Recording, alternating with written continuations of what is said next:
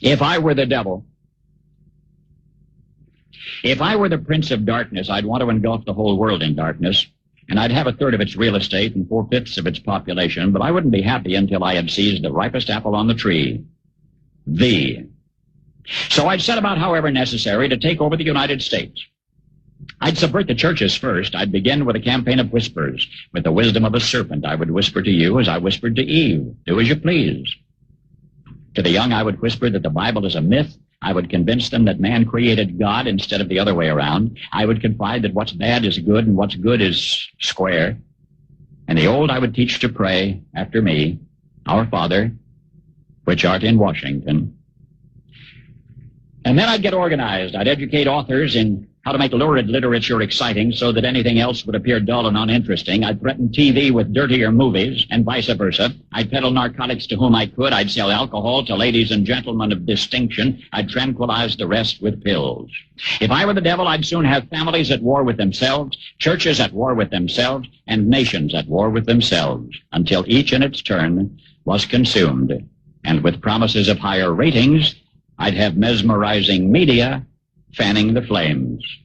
If I were the devil, I would encourage schools to refine young intellects, but neglect to discipline emotions. Just let those run wild. Until before you knew it, you'd have to have drug-sniffing dogs and metal detectors at every schoolhouse door. Within a decade, I'd have prisons overflowing. I'd have judges promoting pornography.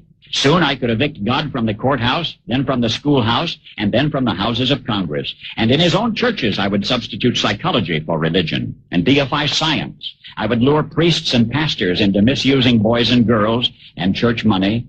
If I were the devil, I'd make the symbol of Easter an egg and the symbol of Christmas a bottle. If I were the devil, I'd take from those who have and give to those who wanted until I had killed the incentive of the ambitious. And what'll you bet?